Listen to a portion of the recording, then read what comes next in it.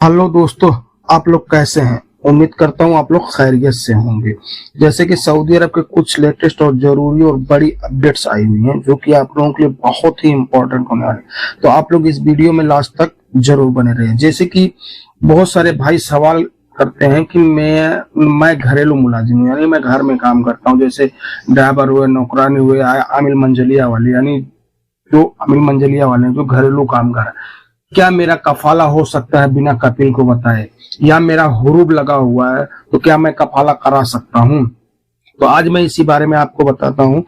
जैसे कि सभी यूट्यूबर ने इस बारे में बताया होगा, तकरीबन सभी को पता होगा, तो उसमें कोई दूसरा चेंजिंग नहीं है। जो भी यूट्यूबर्स बता रहे हैं वो सही है, क्योंकि मैंने भी बहुत छानबीन की, लेकिन उसमें कोई जो घरेलू मुलाजिम है अगर उनको कफाला कराना है कहीं दूसरी जगह, तो वो अपने बगैर कपिल की इजाजत का नहीं करा सकते हैं।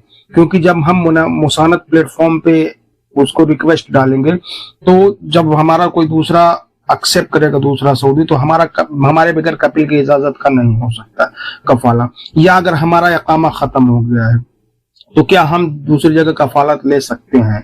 तो भाई इसमें ऐसा है, अगर आपका इकामा खत्म हुए कुछ दिन हो गया है तो आप मकतब आमिल में केस करिए। मकतब आमिल वाले चाहे तो आपको दिलवा सकते हैं।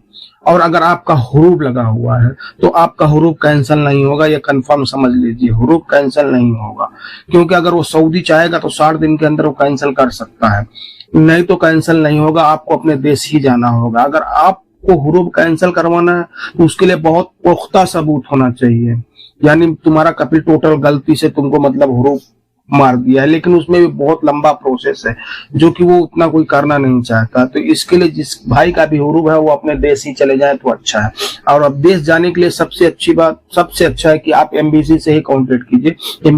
एमबीसी से के थ्रू आप आसानी से जा सकते हैं, क्योंकि आपको पता है कि रियाद में भी इंडियन एम्बेसी है, जिद्दा में भी इंडियन एम्बेसी।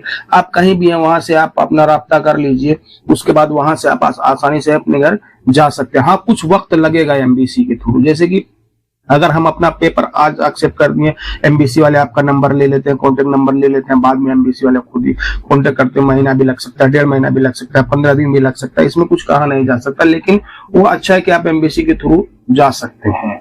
नहीं तो अगर आप ऐसे ही जाते हैं, बहुत भाई ऐसे हैं और वाले जो जेल के हवाले से चले जाते हैं, तो जेल के थ्रू जाना बहुत मुश्किल का काम है, क्योंकि मालूम है आपको कि जेल में कैसा होता है। मेरा कहना है कि आप लोग एमबीसी के थ्रू ही अपने देश चले जाएं अगर आपका हुरूब लगा।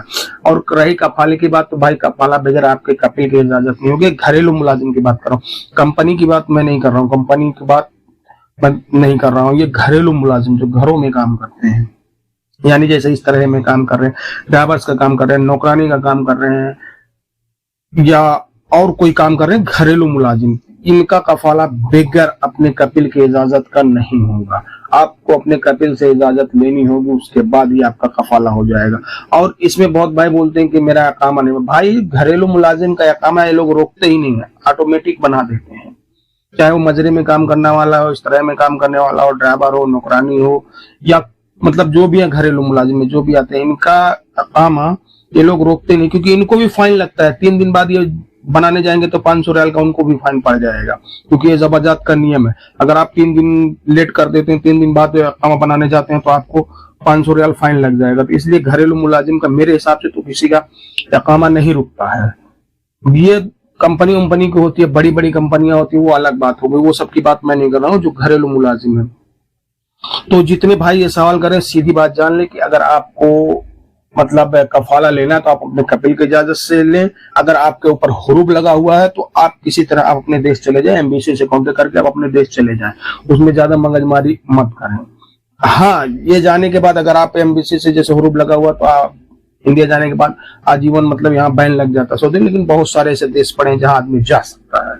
और अगर आप ऐसे ही छुट्टी चले जाते हैं, अगर आपके पास छुट्टी का पेपर मतलब कपिल भेज रहा है, आपको नहीं आते तो 3 साल का बैन लगता है, ये सभी को पता है। तो मेरे हिसाब से भाई यही एकदम क्लियर है कि अगर घरेलू मुलाजिम है तो उसको कफाला लेना है, तो वो बिगैर कपिल की इजाजत का कफाला नहीं ले सकता है। तो इसमें ज्यादा इधर उधर की बातें आप लोग ना सुने, क्योंकि सभी कोई कुछ बोलता है, कोई कुछ बोलता है। लेकिन मेरा जो कहना है, मैं एकदम सही बात बता रहा हूँ कि बगैर कपिल की इजाजत का कफाला नहीं हो सकता। अगर किसी का हुआ है भाई तो आप मुझे कमेंट करें, मैं उनसे जरूर राब्ता करूंगा कि भाई आपका किस तरह से कपाला हुआ, वो बारे में मुझे जानकारी चाहिए। अगर आप जानकारी देंगे तो मैं उसका भी वीडियो आपको जरूर शेयर करूंगा।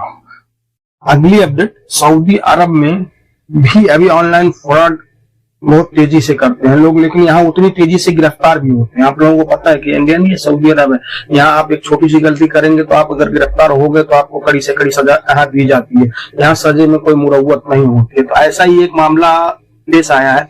एक सऊदी जो शहरी बुजुर्ग हैं, उनको 23 मिलियन रियाल का मतलब उनके साथ धोखाधड़ी करने वाले थे सब लोग। ये 7 सऊदी शहरी हैं, 7 लोगों का गिरोह था। ये सब सऊदी शहरी और उसके साथ वो बुजुर्ग के साथ धोखाधड़ी कर रहे थे, जिसमें पब्लिक प्रोसिक्यूशन ने बयान में बताया है कि ये जो शहरी थे, ये लोग अपने आप को कोई वकील बताता था, कोई अपने को आपको सरकारी अधिकारी बताता था या कोई कुछ बताता था। तो उस जो बुजुर्ग आदमी थे उसके साथ उन्होंने धोखाधड़ी किया, जिसमें उन्होंने पूरे पेपर भी तैयार कर लिए थे। लेकिन अब वो पुलिस के हत्थे चढ़ गए हैं और अभी उनको जेल के हवाले कर दिया गया, जो कि में उनका सबूत मतलब पेश भी किया गया और उनके ऊपर जुर्म भी साबित हो चुका है। तो अभी उनको अदालत कड़ी से कड़ी सजा देने की बात कर रही है।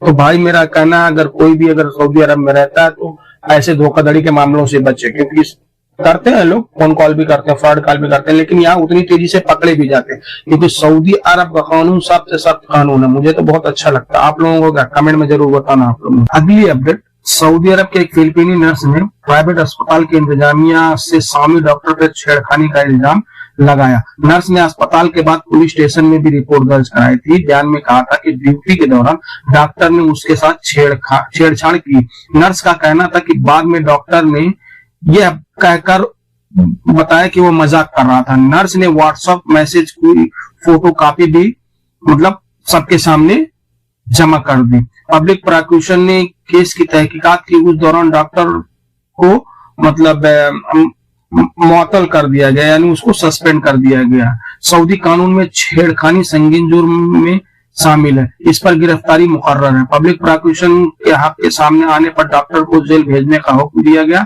और मामला फौजदारी अदालत में भेज दिया गया।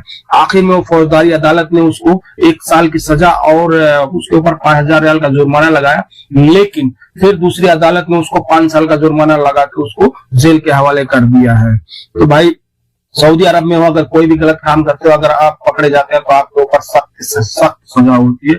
यहाँ आप लोगों को पता है कि यहाँ कोई भी चीज की माफी नहीं है। तो बस आज के लिए इतना ही, फिर मिलेंगे इंशाल्लाह किसी नेक्स्ट वीडियो में। अब भाई आप लोगों से रिक्वेस्ट है यार कि प्लीज यार मेरे चैनल को सब्सक्राइब कर लें, लाइक करें, कमेंट करें, अपने दोस्तों को शेयर करें। अल्लाह हाफिज।